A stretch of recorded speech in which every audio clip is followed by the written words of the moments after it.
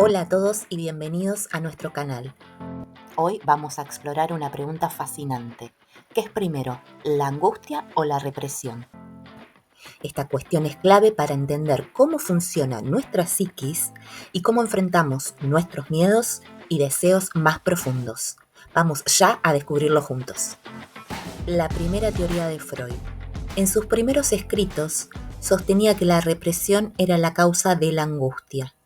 Según esta teoría, la energía acumulada de los impulsos sexuales reprimidos se transformaba en angustia. En otras palabras, primero se reprimían los deseos y luego surgía la angustia como resultado de esa represión. La mayoría de los conceptos de Freud van evolucionando a lo largo de toda su obra. Esta primera teoría la podemos encontrar en textos como La neuropsicosis de defensa, Nuevas puntualizaciones sobre neuropsicosis de defensa y 3 ensayos sobre la teoría sexual, entre otros. La segunda teoría de Freud, sin embargo, revisó esta teoría más adelante.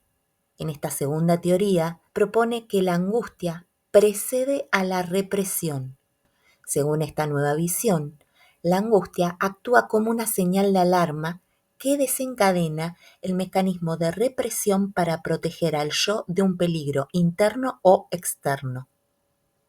Freud presentó esta teoría en textos como Lecciones introductorias al psicoanálisis e Inhibición, síntoma y angustia, entre otros.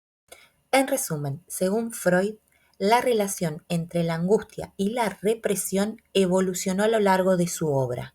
Inicialmente pensaba que la represión causaba la angustia, pero más tarde propuso que la angustia precede y provoca la represión.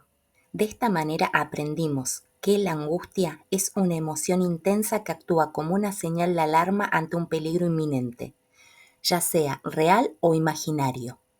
La represión, por otro lado, es un mecanismo de defensa que utilizamos para mantener fuera de nuestra conciencia aquellos pensamientos, deseos o recuerdos que consideramos inaceptables o perturbadores. Ahora bien, este mecanismo de defensa no es cualquiera, es estructurante en la personalidad de un sujeto. Por eso, si querés aprender de qué manera se origina o cuál es su función tan primordial que te estoy diciendo, te dejo el link por acá.